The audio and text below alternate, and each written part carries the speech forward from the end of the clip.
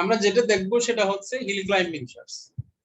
মানে hill climbing shorts এর আইডিয়াটা হচ্ছে আমরা পাহাড় ওঠার সময় যেটা দেখি পাহাড় ওঠাতে অ্যাকচুয়ালি নির্দিষ্ট কোনো রাস্তা থাকে না, ধরলাম কোনো নির্দিষ্ট রাস্তা নেই, সেক্ষেত্রে পাহাড়ে ওঠার ওই কি আমি এক জায়গায় আছি, ওই জায়গা থেকে চতুর্পাশে দেখা হয় কোনো ব্যাটার জায়গা আছে কিনা, আমি উপরে উঠার, যদি ব্যাটার থাকলে আমি উঠে যেতে, দেন এভাবে ব্যাটার খুঁজতে খুঁজতে আমি সামনের দিকে পাহাড়ে ওঠার চেষ্টা করব। যখন সর্বোচ্চ চূড়ায় উঠে যায় পাহাড়ে তখন তা আর যেতে পারে না। এই কথাগুলো এখানে বলা হয়েছে, বলা হয়েছে কি continuously moves in the direction of increasing value, continuously move হয় in the direction of increasing value, মানে ক্রমবর্ধমান ভ্যালুর দিকে মুভ করতে থাকে। ইট টার্মিনেটস, এটা টার্মিনেট হয়, থেমে যায়। when a peak is reached, যখন একটা পিকে চূড়ার মধ্যে আমি পাহাড়ের চূড়ায় উঠে যাই তখন এটা টার্মিনেট হয়ে যায়। looks one step ahead, মানে আমি সাপোজ এক স্টেপে আছি, ওখান থেকে এক স্টেপ সামনের দিকে দেখা হয় টু ডিটারমাইন, মানে নির্ধারণ করার জন্য if any successor is better, আমি যে জায়গায় আছি এর চেয়ে আর কোন বেটার পজিশন আছে কিনা সেটা খোঁজার জন্য এক স্টেপ সামনের দিকে দেখা হয় from the current state, আমি যে জায়গায় আছি। if there is, যদি কোনো বেটার প্লেস থাকে ওই বেটার স্পেসে আমরা প্লেসে মুভ করি, move to the best successor, সেক্ষেত্রে move to the best successor, যেটা বেস্ট সাকসেসর আছে ওইটাতে আমরা মুভ করি। কথা কি বোঝা গেছে? মানে হিল ক্লাইম্বিং এর ক্ষেত্রে হচ্ছে কি আমি এক জায়গায় আছি, ওই জায়গা থেকে আমি এক স্টেপ সামনের দিকে চিন্তা করব যে বেটার কোন জায়গা আছে কিনা, বেটার জায়গা থাকলে আমি ওখানে যাব। বেটার জায়গা বলতে কি এখানে মানে বেটার জায়গা দিয়ে উঠা যাবে এইটা, মানে উঠার জন্য বেটার কোন জায়গা আছে কিনা। ও আচ্ছা বুঝছি স্যার। মনে করো তুমি পাহাড় দিয়ে উঠতেছো, মানে এক জায়গায় একটা ধরার অপশন আছে, ওটা ধরলে তুমি এনার্জি পাবে, ওটা দিয়ে উঠতে পারবে, ওই ধরার অপশন তুমি অ্যাপ্লাই করো। এক জায়গায় একটা মানে স্মুথ প্লেস পাওয়া গেছে, ওটাতে গিয়ে উঠবা, এটা বলা হয়েছে মানে যেটা বেটার, আমি এক জায়গায় ওটা থেকে কোনটা বেটার জায়গা, বুঝা গেছে? জি স্যার বুঝছি। ওকে,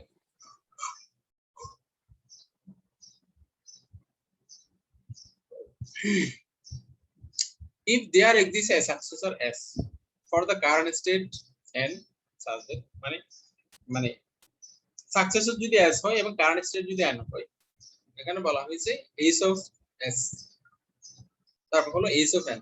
যদি S এর ভ্যালু আমি হচ্ছে কি আমার সাকসেসর হলো কি S, S of N,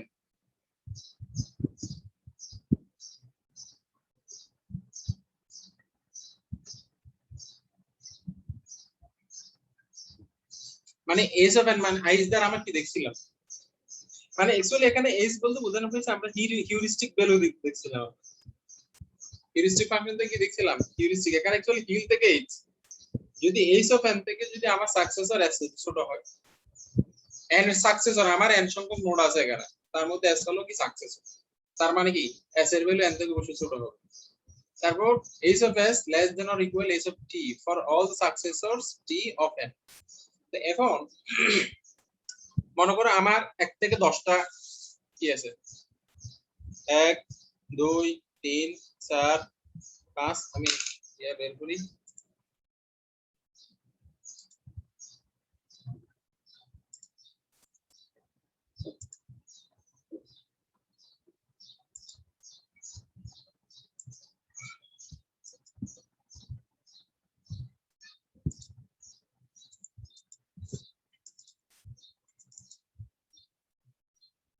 মানে 1 2 3 4 5 6 7 8 9, এখানে n এর ভ্যালু হলো 10, n এর ভ্যালু কি n সমান 10, মানে 10 হচ্ছে আমার 10টা নোড আছে, তা আমার বাকিগুলো কি আমার সাকসেসর 1 2 3, এগুলো কি আমার, এগুলো সবগুলো সাকসেসর না? সাকসেসর মানে কি, সাকসেসর মানে হচ্ছে আমরা সাকসেসর বলতে বুঝি যেটা অনুগত, যেটা সেটাকে আমরা সাকসেসর বলি। তো এখন আমি বললাম h সমান একটা নোড, সেটা বললাম 3 নাম্বার নোড। তো এখন বাকিগুলো আছে না, এটা তো 10, বাকিগুলো আছে না 1 2 4 5 6 7 8 9 আছে, হ্যাঁ টি সমান কোনগুলো 1 2 মানে 3 ছাড়া আর কি 3 বাদ দিয়ে 4 5 6 7 8 9 বলা হচ্ছে কি h of s less than or equal h of t for all successors t মানে এই 3 ছাড়া আমার বাকি সাকসেসর এগুলো না জি স্যার। আমার 10 এর সাকসেসর কয়টা 1 থেকে 9 পর্যন্ত তো সেই ক্ষেত্রে যদি s এর ভ্যালু যদি 3 হয় মানে 3 নাম্বার সাকসেসর হয় তাহলে t মানে কি রেস্ট অফ দ্য সাকসেসরস কথা কি বুঝছো এটা জি স্যার। এটা বুঝাও মানে আমি বললাম যে আমার 10টা নোড আছে তার মধ্যে n এর ভ্যালু হলো 10 তো n এর সাকসেসর কত 1 থেকে 9 পর্যন্ত তো আমি যদি s সমান যদি 3 বলি তাহলে রেস্ট অফ দ্য সাকসেসর সত্য ঠিক যদি আমি n সমান 1 বলি তো সেই ক্ষেত্রে t সমান কত হবে 2 3 4 5 6 7 8 9 আমি যদি এটা কত বলি এটা যদি 4 বলি তাহলে এখানে কি হবে 4 ছাড়া 1 2 4 3 ছাড়া 4 বাদ যাবে 3 হ্যাঁ 5 4 বাদ 6 যাবে 7 8 9 যদি আমি এখানে কত বলি 6 বলি তো এখানে কি হবে 6 বাদ দিয়ে বাকি 6 বাদ যাবে 6 বাদ যাবে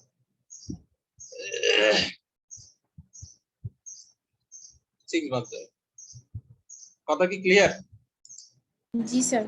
এই কথাটা এখানে বলা হয়েছে কি h of s মানে আমি যেটা ধরছি suppose 6 less than or equal h of t for all the successors t of n then move from n to s মানে এখানে h of s মানে কি বলা হয়েছে কস্ট আর এখানে h দ্বারা কি h of n আমরা h of n দ্বারা কি দেখছিলাম হিউরিস্টিক ভ্যালু মানে কি কস্ট বলছিলাম না আমরা এখানে h of s মানে হলো s এর কস্ট যদি আমার এটার কস্ট সাপোজ 6 এর কস্ট এই সবগুলো থেকে যদি ছোট হয় তখন আমি কোথায় যাব 6 এ যাব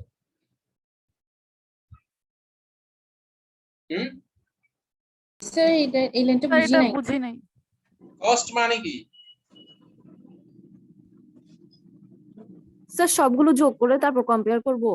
আরে না রে না সিঙ্গেল ভ্যালু গুলা কম্পেয়ার করব। সিঙ্গেল ভ্যালু না তো এটা তো স্টেট এগুলো 1 number state 2 number 3 number 4 number state 5 number 6 number state এখানে 10টা স্টেট আছে 10টা কি আছে স্টেট স্টেট আছে। কি আছে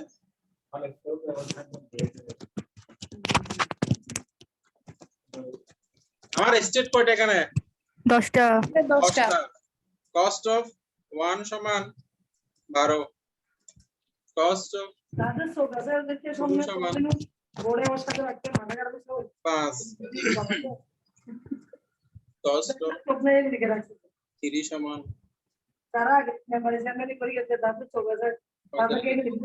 এভাবে প্রত্যেকটা নোটের কি আছে কস্ট আছে। কস্ট আছে এখানে এস অফ মানে এস অফ এন মানে আমরা কি এখানে কি কস্ট বলছি মূলত এটা দ্বারা কি এটা কি এটা হলো এস নাম্বার নোডের কস্ট এটা কি এস নাম্বার নোডের কস্ট এটা এন নাম্বার নোডের কস্ট এটা টি নাম্বার নোডের কস্ট আমরা এখানে কস্ট এর কম্পেয়ার করতেছি এখানে এই কিসের কম্পেয়ার করতেছি আমরা কস্টের কম্পেয়ার। মানে কস্ট কম্পেয়ার করছি আমরা আমাদের নোড আছে 10টা ঠিক আছে প্রত্যেকটা নোডের একটা ইন্ডিভিজুয়াল কস্ট আছে তো আমরা বলছি এখানে প্রত্যেকটা সাপোজ আমার এখন হচ্ছে কারেন্ট স্টেট হলো s মানে সাকসেসর s কে আমি কম্পেয়ার করব বাকি সবগুলো নোডের মধ্যে থেকে সেক্ষেত্রে যদি s এর কস্ট যদি মিনিমাম হলে সেক্ষেত্রে আমি বাকিগুলো বাদ দিয়ে s এর মধ্যে চলে যাব বুঝা গেছে কথা স্যার তার মানে টি এর প্রত্যেকটা কস্টের সাথে এস এর কস্টের কম্পারিজন করব আমরা। বুঝো নাই স্যার সাকসেসরের কস্টের সাথে বাকি কস্টগুলো কম্পেয়ার করব মানে এখানে কি মানে 1 বাই 1। এই রাখো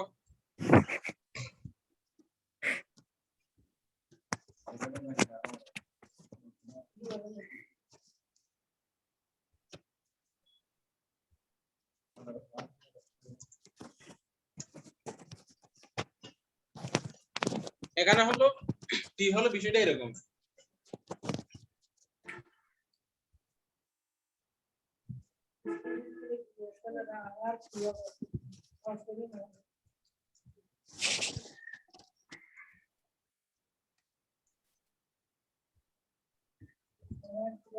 এটা এটা মানে কি এখানে i এর ভ্যালু হচ্ছে 1 থেকে t পর্যন্ত এবং i not equals to s আমি s এর মধ্যে যদি একটা নোট দিয়ে দিলাম সেটা এখানে থাকবে না।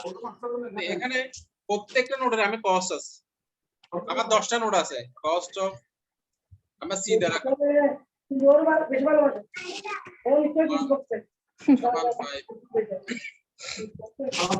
কস্ট অফ 2 সমান 45, কস্ট অফ 30 সমান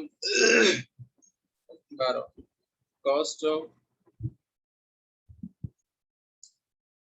4 সমান 56।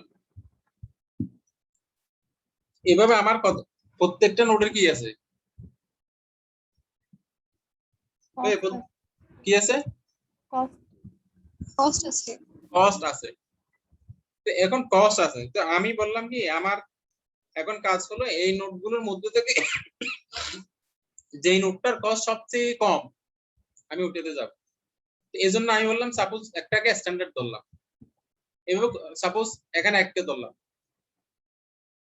s সমান কত 1, s সমান কত 1, এটার কস্ট কত হবে 5 হবে। n এর ভ্যালু ধরলাম কত, n এর কস্ট ধরলাম 20, মানে s এর কস্ট হলো 5, n এর কস্ট হলো কত 20, তার মানে কি লেস দেন নিচের দিকে আসবে। আবার বাকিগুলো বাদ আছে না, আমার টোটাল নোট আছে কয়টা 10টা নোট, কয়টা আছে 10টা। তো এখানে 10 নাম্বার গেল এবং 1 নাম্বার গেল, তো মাঝখানে আর কতটা আছে, মাঝখানে আর কতটা আছে 8টা। 8টা আছে না, 8টা আছে স্যার। 2 নাম্বার নোট আছে, 3 নাম্বার নোট আছে, 4 নাম্বার 5 6 7 8, এই নোটগুলো বাকি আছে না।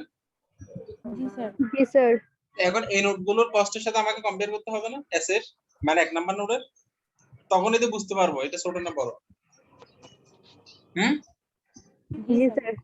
হ্যাঁ, এই জন্য আমাদের মূলত এখানে একটা লুপ আছে আর কি, H of S less than or equal H of T. H of T মানে হলো এই আমার রেস্ট অফ দা নোড, এগুলো 2 এর কস্ট 3 এর কস্ট, মানে এই 1 নাম্বার এস মানে কি এস 1 নাম্বার নোড, 1 নাম্বার নোডের কস্ট কি 5, তাহলে এই 5 এর সাথে কার কার কম্পেয়ার হবে 2 নাম্বার নোডের কস্ট, 3 নাম্বার নোডের কস্ট, 4 নাম্বার নোডের, এভাবে 8 নাম্বার নোডের এবং 9 নাম্বার নোডের কস্টে কম্পেয়ার হবে। যদি ছোট হয়, যদি কি হয় ছোট হয়, ছোট বা সমান হয়, সেক্ষেত্রে then move from n to s, সেক্ষেত্রে আমি n থেকে s এ চলে যাব। Otherwise halt at n, halt at মানে কি ওই জায়গায় থেকে যাব। কথা কি বোঝা গেছে? এখন না পেলে তো আমি যাব না, বেটার পেলেতে যাব। তুমি এখন চাকরি করতেছো একটা, বেতন পাও সাপোজ 30,000 টাকা, আরো চাকরি ইন্টারভিউ দিয়েছো কয়টা, আরো 10টা। তো এখন প্রত্যেকটা ইন্টারভিউ দিয়েছো, চাকরির অফার লেটার পেয়েছো, সবাই স্যালারি তোমাকে অফার বললো 5,000 6,000 10,000 9,000 30,000 কেউ বলে না, তাহলে তুমি কি 30,000 ওটা কি ছেড়ে দিবা, ছেড়ে কি বাকিগুলোতে যাবা? না স্যার। যাবা না। ওইটাকে আমরা হল বলছি। যদি 30,000 এর বেশি কোনো জায়গায় পাওয়া যায় তাহলে আমি ওই জায়গায় চলে যাব। তার মানে এস এর ভ্যালু চেঞ্জ হয়ে যাবে। হ্যাঁ, সেক্ষেত্রে এস এর ভ্যালু চেঞ্জ হয়ে সাপোজ কেউ তোমাকে অফার করলো 50,000 টাকা, তাহলে তখন এস এর ভ্যালু হয়ে যাবে ওই নোডে চলে যাবে, ওই চাকরিতে চলে যাবে এবং তখনকার ভ্যালু হবে 50,000 টাকা। স্যার ওটা কি অলওয়েজ মিনিমামটাই দেখবো? Always minimum. এখানে কস্টের ক্ষেত্রে তো মিনিমাম আমার, যেহেতু এখানে এটা আমরা ডিসটেন্সের কথা বলছি, ডিসটেন্স, কিন্তু চাকরির ক্ষেত্রে এটা হলো ম্যাক্সিমাম। চাকরির ক্ষেত্রে কি ম্যাক্সিমাম কি বেতন বেশি এজন্য, তো এখানে হলো কস্ট হলো যেখানে আমার এনার্জি কম লাগবে, যেখানে আমার খরচ কম হবে সেখানে যাব। পাহাড় উঠার সময় আমার যে পথ দিয়ে গেলে এনার্জি কম হবে আমি তো ওই জায়গায় দিয়ে যাব। জি স্যার বুঝছি। দেখি আমাকে বুঝাও তো, এই লাইনটা বুঝাও কি ভাবছো। মানে মেইন কথাটা হচ্ছে আমার 10টা নোড আছে, এই 10টা নোডের মধ্যে থেকে যেটা মিনিমাম কস্ট আমি ওইটাতেই যাব। আমি পাহাড় উঠবো যেদিক থেকে গেলে আমার এনার্জি কম খরচ হবে, যেদিক থেকে আমার মানে হুজুটকে পড়ে যাওয়ার সম্ভাবনা থাকবে না, আমি তো ওই দিক দিয়ে যাব। সেটা কেন বলা হয়েছে, দেখি কেউ একজন বুঝাও আমাকে।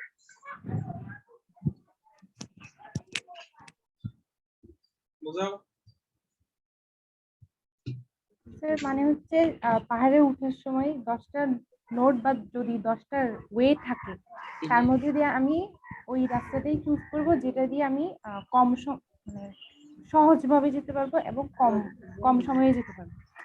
হ্যাঁ হ্যাঁ, তো এটাই মূলত বুঝাইতে আর কি, কস্ট কম হইলে মানে আমি ওটাই চুজ করব।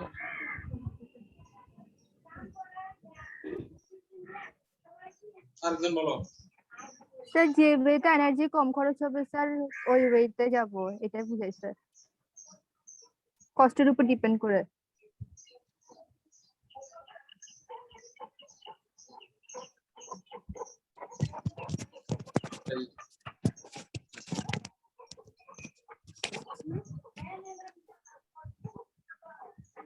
আরেকজন বলো।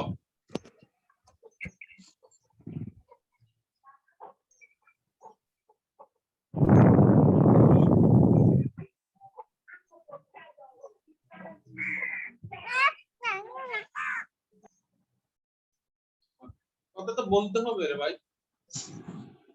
আরেকজন বলো। স্যার নোট দেওয়া থাকবে, প্রত্যেকটা নোটের কস্ট দেওয়া থাকবে, হ্যাঁ, ওখান থেকে একটা হচ্ছে এস এর মান দেওয়া থাকবে, এস ছাড়া বাকি সবগুলো নোট থাকবে টি তে। দেন হচ্ছে আমরা এস এর সাথে সবগুলা নোটের কস্টে কম্পেয়ার করব, যেটা মিনিমাম হবে তখন এস এর ভ্যালুটা চেঞ্জ হয়ে ওই মিনিমাম ভ্যালুটা হয়ে যাবে, তারপর আবার কম্পেয়ার করবো, তাই মিনিমাম ভ্যালুটা কম্পেয়ার করে করে আমরা যেতে থাকবো। এই যে বুঝতে পারছি, ভেরি গুড, থ্যাংক ইউ। মানে এখানে কথাটা হচ্ছে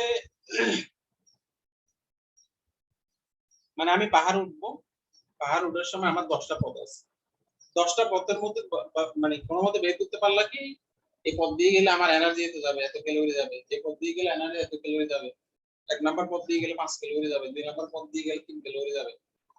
এভাবে আমি প্রত্যেকটা নোটের ক্যালোরি জানি, কোন পথ দিয়ে গেলে এত ক্যালোরি যাবে। তো সেই ক্ষেত্রে অ্যাকচুয়ালি আমি যাব হলো যেটাতে মিনিমাম ক্যালোরি লাগবে আমি ওটা দিয়ে যাব। বোঝা গেছে কথা? জি স্যার। এই কথাগুলো এখানে বলা। স্যার এটা কি যাওয়ার সময় কম্পেয়ার করতেছি যে এই পথ দিয়ে না গেলে ওই পথ দিয়ে গেলে ভালো হতো, মানে হ্যাঁ, cost যাওয়ার সময় তো যেতে হবে। তুমি যখন উঠার সময় এটা চিন্তা করে এক স্টেপ গেলা, এখানে অ্যালগরিদম কি লোকস ওয়ান স্টেপ অ্যাহেড, প্রতিবারেই এক স্টেপ সামনের দিকে চিন্তা করো, ডিটারমাইন ইফ এনি সাকসেসফুল, মানে তুমি একবার উঠছো, উঠার পরে চিন্তা করো কোনটা এর আর বেটার কোন অপশন আছে প্রতি স্টেপ পর। এটা দিয়ে যাব। হ্যাঁ, বেটার হলে বেটার দিয়ে যাবে। এখানে বেটার বলতে কি যেটাতে লো এনার্জি লাগবে, যেটাতে লো কস্ট কম। হ্যাঁ যেটাতে লো কস্ট লাগবে সেটা। জি স্যার বুঝছি। বোঝা গেছে? হ্যাঁ, জি স্যার। ওকে। ঠিক আছে, আরেকজন বলো।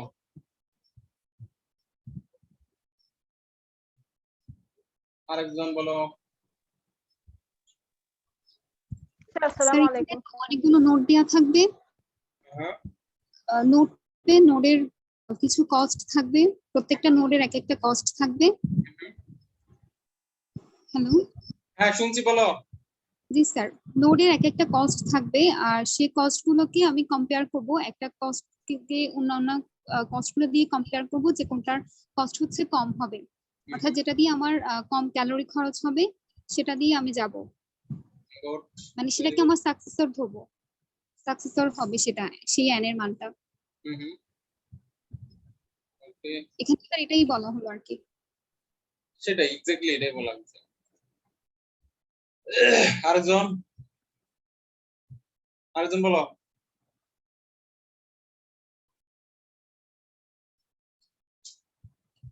আরেকজন বলো।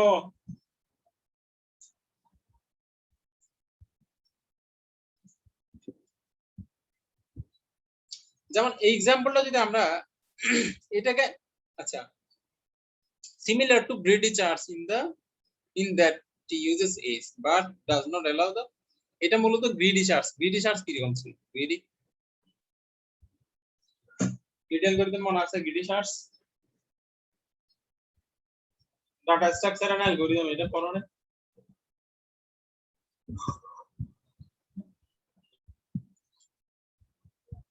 Data structure and algorithm greedy কি ছিল গ্রিডি হচ্ছে কি যেখানে বেশি আউটপুট পাওয়া যায় ওদিকে যাও গ্রিডি চার্টস এটা একটা হলো অ্যালগরিদমের একটা প্যারাডাইগাম হচ্ছে অ্যাকচুয়ালি কিছু অ্যালগরিদম আছে মানে অনেকগুলো সলিউশন থাকে সেক্ষেত্রে যেটা বেস্ট সলিউশন ওদিকে যাওয়া মূলত বিষয়টা হচ্ছে এরকম ক্লিয়ার কথা জি স্যার ওকে এরপর যদি আমরা একটা एग्जांपल দেখি যেমন এখানে দেখি আমি এই জায়গায় আছি সাপোজ এটাকে আমরা কিছুক্ষণ আগে যেটা দেখছি সেটাকে আমরা গ্রাফিক্যালি রিভিউ করছি এটা হলো আমার সোর্স এটা হলো আমার ডেস্টিনেশন মানে এটা পাহাড়ের চূড়া এটা আমি নিজের পাদদেশে আছি তো এই জায়গা আছে কিন্তু আমার এখানে দুইটা অল্টারনেটিভ ওয়ে আছে এখানে একটা আছে এখানে একটা আছে তো আমরা বলছি যেটার কস্ট মিনিমাম হবে ওদিকে যাব তো এই দুইটা নোডের মধ্যে আমি এদিকেও বলে আসতে পারি এদিকেও আসতে পারি কিন্তু এদিকে গেলে আমার খরচ হচ্ছে কত 10.4 এদিকে গেলে খরচ হচ্ছে কত 8.9 কোন দিকে যাব 8.9 8.9 আবার এখানে কথা আছে আমার তো অনেক টাকা আছে স্যার আমি সেন্টারে যাব আমি ফকার মার্কেটে যাব দিন বাজার যাব হ্যাঁ এরকম কিছু কাহিনী হতে পারে কিন্তু পাহাড় ওঠার সময় কিন্তু ঠিকই মানুষ কিন্তু এটাই করবে কারণ ওখানে বিষয়টা এরকম হতে পারে না আমার কেনাকাটা যখন করি আমার অনেক টাকা আছে আমি সেন্টারে যাব সানমারে যাব আর যাদের একটু মনে করে একটু টাকা পয়সা কম তারা দিন বাজার যাবে দিন বাজারে এটা কি জানো বলো তামাকু মন্ডি লাইন তারপর হচ্ছে মতি টাওয়ারে যাবে ওখানে যাবে কিন্তু বিষয়টা কিন্তু আবার ওইরকম না এখানে হচ্ছে পাহাড় ওঠার সময় ঠিকই কিন্তু যেটা বেটার পজিশন দিয়ে যাবে কারণ হচ্ছে পাহাড় ওঠার সময় রিস্ক থাকে এখানে অ্যাক্সিডেন্টের রিস্ক থাকে এজন্য মানুষ মোস্ট অফ দ্য কেসে মিনিমাম রিস্ক যেটা সেটা দিয়ে যায় এজন্য এখানে হিল ক্লাইম্বিং আনা হচ্ছে তো আমরা বলছি কি আমার সোর্স থেকে যাওয়ার জন্য আমার দুইটা অল্টারনেটিভ আছে এখানে একটা এ আছে একটা ডি আছে এ এর কস্ট হচ্ছে 10.4 এটার কস্ট হচ্ছে 8.9 তো এখানে দুইটার মধ্যে আমার যেটা মিনিমাম আমি ওদিক দিয়ে প্রসিড করছি মিনিমাম কে 8.9 মিনিমাম কে 8.9 এজন্য আমরা দিক দিয়ে প্রসিড করছি এরপরে এখানে আসার পর দেখা যাচ্ছে আরো দুইটা অল্টারনেটিভ আছে একটাতে গেলে 10.4 লাগছে আরটা হলো 6.9 আসছে তো আমি কোন দিকে যাব 6.9 এর দিকে আগে 10.4 এর দিকে যাব না না স্যার কেন কেন কম হ্যাঁ এদিকে কম ওদিক দিয়ে যাবো বুঝি নাই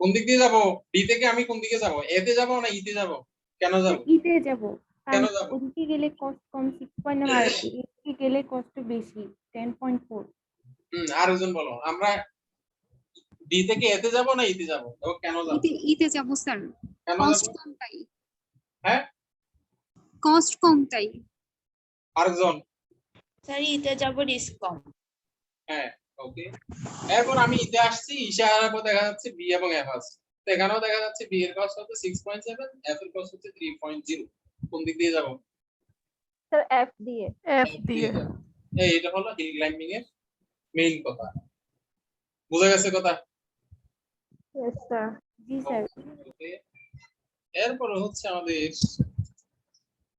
আরেকটা অ্যালগরিদম আছে এইখান থেকে एग्जांपलটা আসবে एग्जांपलটা হচ্ছে মানে এনকুইন প্রবলেম হচ্ছে এখানে মূলত বিষয়টা হচ্ছে এনকুইন থিওরিটা হচ্ছে মূলত একটা বাস্তব একটা থিওরি মনে করো দুইটা মেয়ে কিন্তু একসাথে থাকতে পারে মানে ঝগড়া লেগে যায় এটা হতে পারে দুইটা ওয়াইফ হতে পারে তারপর মানে পাশাপাশি দুইটা মেয়ে থাকতে পারে না এই থিওরি থেকে মূলত এটাই এখানে কুইনের ক্ষেত্রে একটা বোর্ড থাকে বোর্ডের মধ্যে এন সংখ্যক কুইন থাকে মানে কিন্তু কুইন গুলো পাশাপাশি বসতে পারবে না ডায়াগোনালি বসতে পারবে না, রো ওয়াইজ বসতে পারবে না, কলাম ওয়াইজ বসতে পারবে না। বসলে একজন আরেকজনকে অ্যাটাক করবে।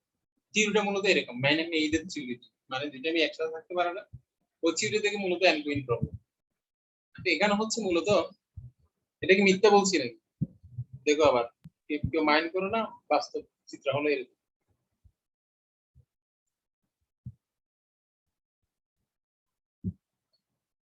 স্যার আরেকবার বুঝান না একটু।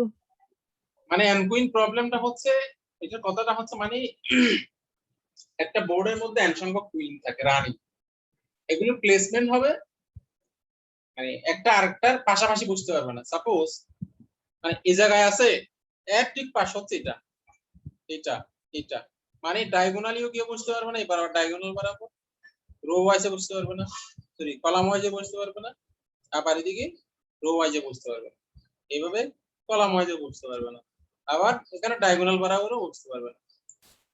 কারণ হলো মানে এই অ্যালগরিদমটা বানানো হয়েছে, আর্কিটেকচারটা বানানো হয়েছে মূলত এই থিওরি থেকে, মানে দুইটা মেয়ে একসাথে থাকতে পারে না, থাকলে ঝগড়া করবে, বিভিন্ন ধরনের ঝামেলা তৈরি করে, সেটা এই থিওরি থেকে কথাটা এখানে আসছে। এখন তোমাদের একটা এরকম প্রবলেম দেওয়া থাকবে, এটাকে সলভ করতে হবে, সলভেন্সটা কিরকম হবে সেটা আমাদের দিকে।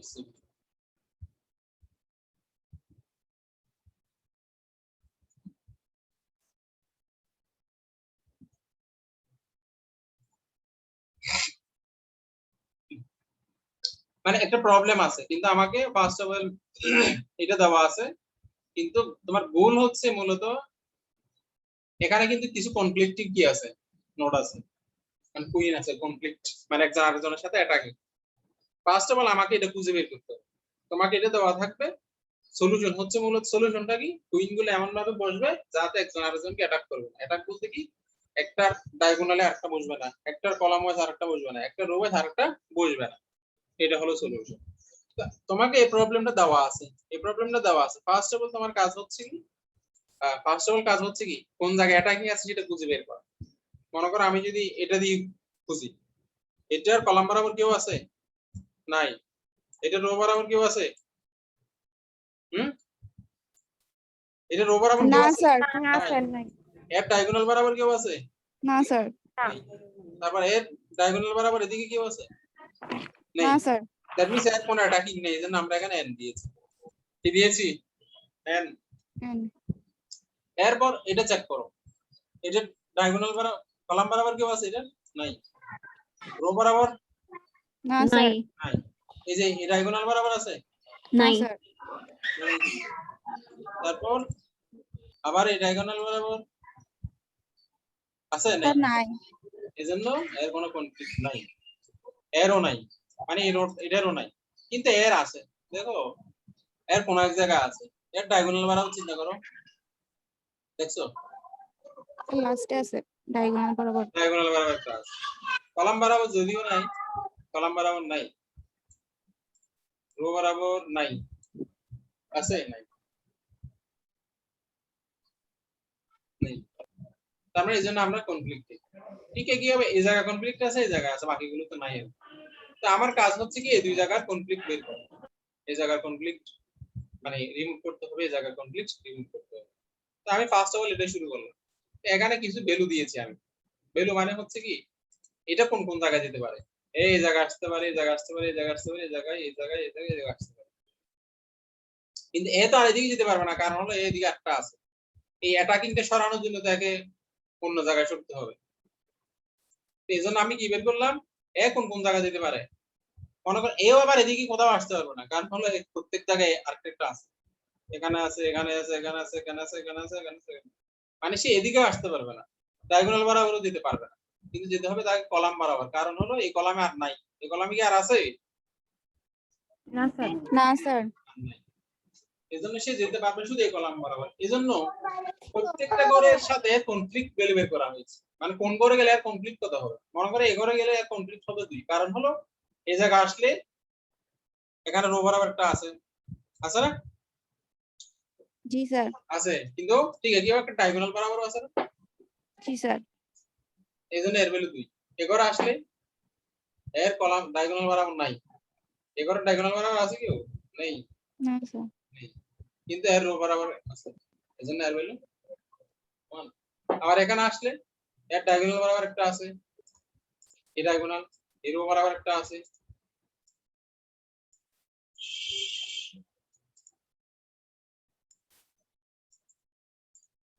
এই রো বরাবর একটা আছে তারপর আবার এই ডায়াগোনাল বরাবর আছে বুঝছো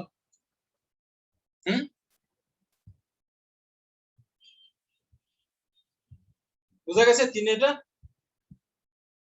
স্যার ওইখানে তো কলাম বরাবরও নিচে একটা আছে ওইটা কেন ধরতেছি না? কলাম বরাবর এটা তো সে নিজে ও আচ্ছা মূলত এই জায়গায় আসবে এটা কিন্তু এই জায়গায় আসবে মানে এটা এখন এই জায়গায় আসে তো এই জায়গায় আসলে কমপ্লিট ভ্যালু কত হবে যেটা আবার এ যদি এই জায়গায় আসলে কমপ্লিট ভ্যালু কত হবে বের করো এই জায়গায় আসলে কমপ্লিট ভ্যালু কত হবে স্যার 2 রো আর স্যার রো বরাবর আর ডায়াগোনাল বরাবর ডায়াগোনাল বরাবর মানে এই জায়গায় বসলে এর রো বরাবর একটা আছে এর ডায়াগোনাল বরাবর একটা আছে আর এই জায়গায় বসলে শুধু একটা রো বরাবর এই জায়গায় বসলে দুইটা এই জায়গায় বসলে দুইটা কেন এখানে একটা আছে এখানে দেখো এর কলাম বরাবর দেখবে যে এই জায়গায় আরেকটা আছে আছে না ডায়াগোনাল বরাবর জি স্যার দুই এইভাবে আমি প্রত্যেকটা কমপ্লিট করে বের করে ফেললাম তো এখানেও ঠিক কেবল হিল ক্লাইম্বিং এর মানে অ্যাপ্লিকেশন সেক্ষেত্রে কি করব যেটাতে মিনিমাম আমি সেটা দেব কি করব যেটাতে মিনিমাম ওইটাই স্যার এখানে তো 2টা 1 স্যার কোনটা নিব আমি যে কোনো জায়গায় যেতে পারি ঠিক আছে হ্যাঁ জি স্যার জি স্যার ওকে তাহলে আমি এই জায়গায় আসলাম কোন জায়গায় এই জায়গায় আসলাম এই জায়গায় আসার পরে কনফ্লিক্ট ভ্যালু 1 আছে এই 1টা আমি কিভাবে রিমুভ করতে পারি আর কোন দিকে যেতে পারে আমি তো কলাম বরাবর দেখছি রো বরাবর এখন কনফ্লিক্ট ভ্যালু কোন কোন জায়গায় আছে কনফ্লিক্ট ভ্যালু হচ্ছে কি আমার এই জায়গায় তো আছেই এটা একবার সরালাম তারপর আরেকটা আছে কি কোন জায়গায় এখন আবার চেক করতে হবে এটা বসে এই জায়গায় আসলে এই জায়গায় আসলে এখন আমার প্রত্যেকটা করে চেক করতে হবে কোন কোন কমপ্লিট আছে এই জায়গায় নাই এই জায়গায় নাই আছে নাই নাই এটা তো নাই কিন্তু আছে কোন জায়গায় এই জায়গায় আছে এটার সাথে এটার কমপ্লিট আছে আছে না সেই সত্যি পারে কোন দিকে এই কলাম বরাবর সত্যি পারে রো বরাবর আসতে পারবে না কারণ রো দিকে দিকটা আছে ঠিক একইভাবে আমি এবারে প্রত্যেকটার কনফ্লিক্ট ভ্যালু বের করলাম প্রত্যেকটার কনফ্লিক্ট ভ্যালু বের করলে দেখা যাচ্ছে কি এবারে আসলে কনফ্লিক্ট ভ্যালু কত 0 জি স্যার তাহলে এখন কি করবে সে এই জায়গায় আসবে এই জায়গায় আসলো এই জায়গায় আসার পরে প্রতি মবের পরে আমি কি করব আমার কনফ্লিক্ট আছে কিনা সেটা চেক করব আবার কনফ্লিক্ট চেক করে দেখলাম কোনটাতে আমার কনফ্লিক্ট নেই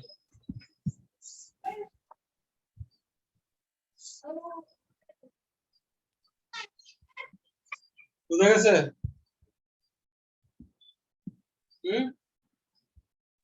জি স্যার এটা কি বুঝছো সবাই এই প্রবলেমটা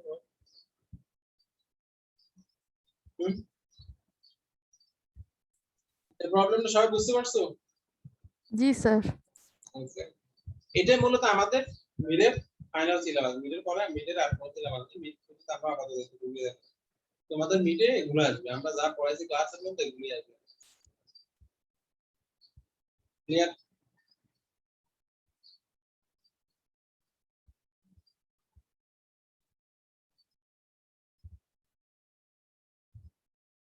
তো এটাই কি লাস্ট সিলেবাস মানে হ্যাঁ মিডের সিলেবাস আছে খুবই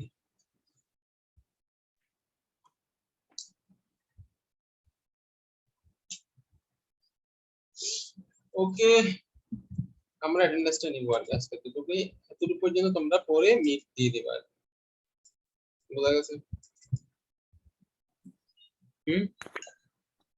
স্যার মিড কখন নেবেন স্যার মিডের mid টাইম কি- কতক্ষণ থাকবে? 3 ঘন্টা মিড কি 30 মার্কেরই হবে যা দেওয়া আছে আর কি 30 মার্ক যা দেওয়া স্যার নিবেন কখন স্যার আধা ঘন্টা বাড়াই দেন না স্যার রোজা আধা ঘন্টা বাইরে দেওয়া যাবে 3 ঘন্টা স্যার রোজ আছে স্যার পারা যান না স্যার এটা বাড়ানো যাবে না, বাড়ানো গেলে এটা সমস্যা হয়ে যাচ্ছে আর কি, সব পোলাপান কমপ্লেইন করবে। আমরা সবাই 3 ঘন্টা করে দিচ্ছে এই জন্য আপনার বিপদ হবে। স্যার আমরা কেউ বলবো না স্যার। কি বলো, স্যার আমাদেরকে অনেক করছে এত ভালো স্যার, আধা স্টুডেন্ট কি ঘন্টা আছে বাড়ায় নাকি? দিচ্ছে। স্যার বাড়ায় অনেক ভালো। স্যার অন্য স্যারও দিছে তো আধা স্যার ঘন্টা বাড়ায় 40 দিচ্ছে মিনিট স্যার। দিছে না, স্যার। না, স্যার আধা বাড়ানো- ঘন্টা বাড়াইছি স্যার। বাড়ানো না, এটা তখন দেখা যাবে হয়তো সর্বোচ্চ 5 মিনিট 2 মিনিট এরকম। কারণ এগুলো বাড়ানো যাবে না। স্টুডেন্টের সব হচ্ছে একটু সিম্পেথি পাওয়ার জন্য টিচারের বিরুদ্ধে বলা।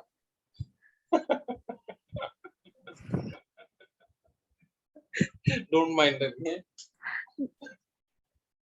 তোমরা যদিও না, তোমরা হলো এক্সেপ্ট করে।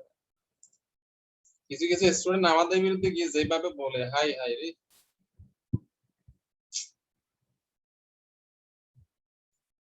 একটা গতবার একটা স্টুডেন্ট পাইছিলাম, তার অনেক সাহস, সে ভালো পড়াশোনায়, বাট কিন্তু সে পড়াশোনায় অ্যাটেন্টিভ না।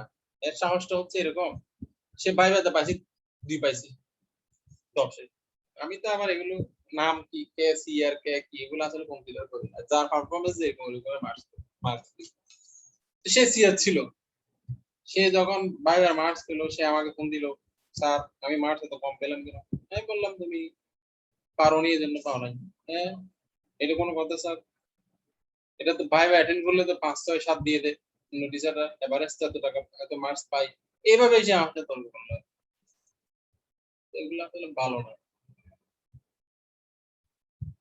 সে আমার জ্ঞান দিল।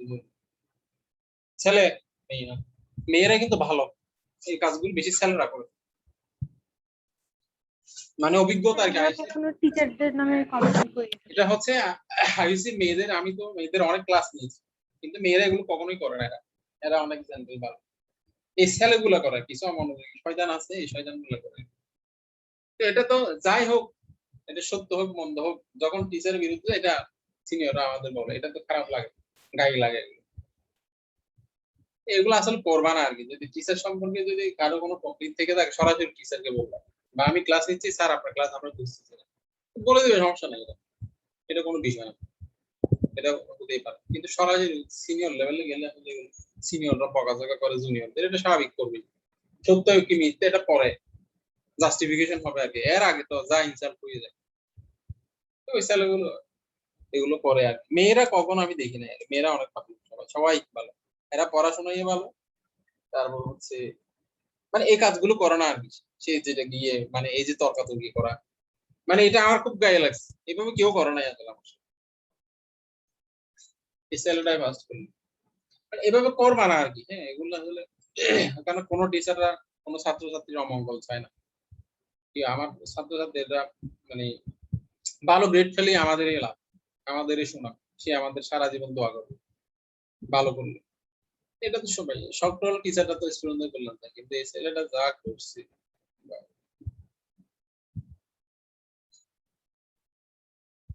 এটা আবার আমি টিচার সাথে শেয়ার করছি, সে বললো যে আপনি এটা বুঝতেছেন, আপনি নতুন তো বোঝেন না, এরকম কেউ বলে সরাসরি আগে বাদ দিয়ে দিন, সিএফ থেকে বহিষ্কার। ঠিক আছে, তোমরা এগুলো করবে না। ওকে, আজকে কত তারিখ? স্যার 1 তারিখ। মেয়েরা ভালো, আমি অনেক বেশি ক্লাস নিয়েছি মেয়েদের। গত সেমিস্টার আগের সেমিস্টার সবাই মেয়েরাই ছিল, কিন্তু কোনো মেয়েদের বিহেভিয়ার আমি দেখি নাই, মানে সবাই খুব ভালো ছিল রিয়েলি। অনেক বেশি আমি ক্লাস নিয়েছি মেয়েদের, ছেলেদের তুলনায় মেয়েদেরই ক্লাস বেশি নিয়ে, কিন্তু কোনো মেয়েকে আমি দেখিনি আজ পর্যন্ত, মানে কারোর সাথে, মানে আমার সাথে। স্যার 1/5 2020 2021 হবে স্যার, উল্টা দিয়ে গেছেন।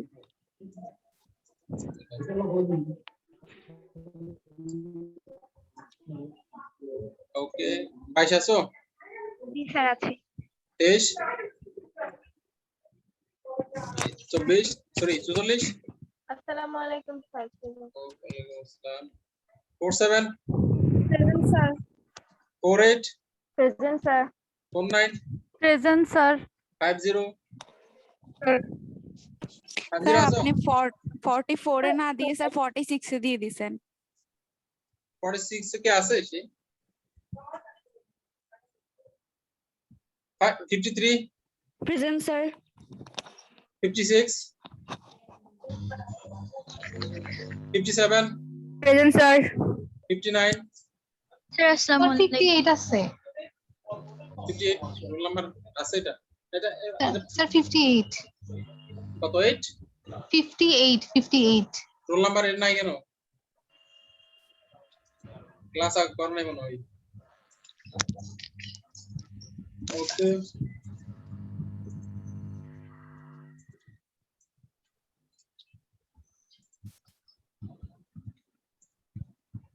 ফিফটি এইট আছে না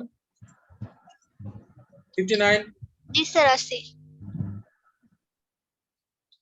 62 present sir 63 yes sir 64 present sir 65 Yes, sir. 66 আসসালামু আলাইকুম স্যার 67 স্যার আসসালামু আলাইকুম ওয়ালাইকুম আসসালাম 68 present sir 69 yes sir sir বলো আমি গত ক্লাস করছিলাম 69 ওকে 70 Yes, sir. 71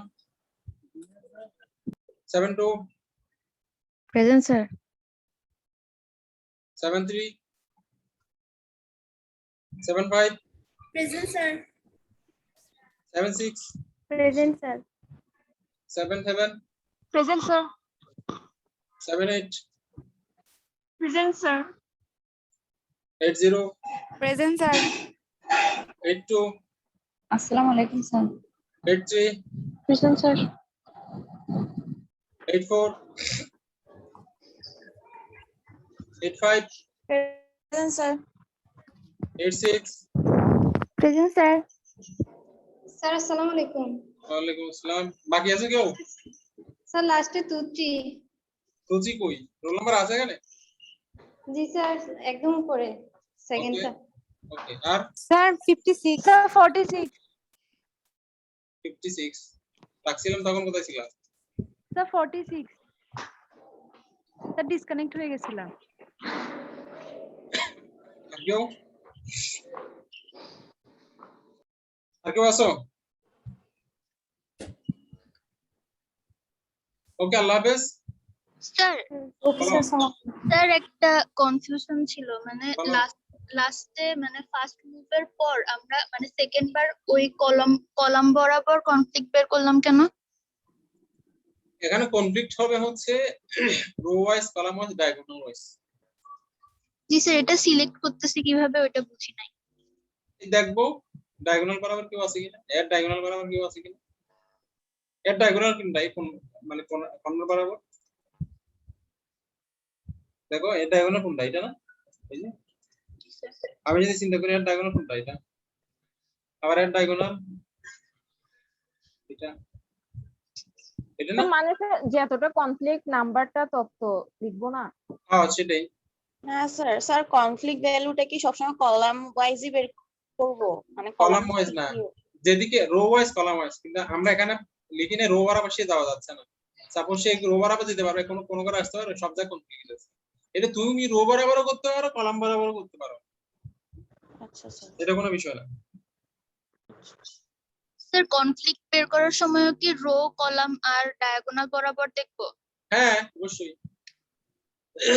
এই তিনটা দেখতে হবে রো বরাবর দেখতে হবে কলাম বরাবর ডায়াগোনাল বরাবর মানে চার জায়গায় দেখতে হবে রো একটা আছে কলাম একটা আছে ডায়াগোনাল কয়টা দুইটা না একটা বটম ডায়াগোনাল আরটা কি আপার ডায়াগোনাল হ্যাঁ একটা উপরের দিকে ডায়াগোনাল আরটা আছে নিচের দিকে আছে না এদিকে নিচের দিকে প্রত্যেকটা একটা উপরের দিকে আছে আরটা নিচের দিকে আছে দুইটা ডায়াগোনাল দুইটা কলাম একটা রো একটা কলাম টোটাল চারটা ইয়া দেখতে হবে সারি দেখতে বুঝা গেছে জি স্যার স্যার মাঝখানেরটাতে যেটা মুভ করছি ওইটার সাথে হচ্ছে যেটার কনফ্লিক্ট করতেছে সেটার রো বরাবর মানে কলাম বরাবর কনফ্লিক্ট বের করছি কেন ওইটা কলাম বরাবর এটা আমি চাইলে রো বরাবরও পারতাম আমি এটাকে একে এদিকে না নিয়ে আমি এদিকেও আনতে পারতাম সেক্ষেত্রে আমাকে বের করতে হতো কি আমি এই জায়গায় আসলাম এই জায়গায় আসলে কয়টা কনফ্লিক্ট হবে এই জায়গায় আসলে কনফ্লিক্ট ভ্যালু কত হবে 1 হবে 1 হবে না এই জায়গায় আসলে কনফ্লিক্ট ভ্যালু কত হবে 2 হবে এবার আবার আপনি আর এই জায়গায় আবার আসলে কনফ্লিক্ট ভ্যালু কয়টা 1 হবে, কারণ এর কলাম বরাবর আছে, এদিকেও নাই এদিকেও নাই। বুঝা গেছে কথা? তুমি রো বরাবর করতে পারো, কলাম বরাবর করতে পারো। আচ্ছা স্যার, বুঝছি। ওকে, আর কিছু? আর কি বলছো? না স্যার। ওকে, আল্লাহ হাফেজ। আসসালামু আলাইকুম স্যার। ওয়ালাইকুম আসসালাম। আসসালামু আলাইকুম স্যার। আসসালামু আলাইকুম।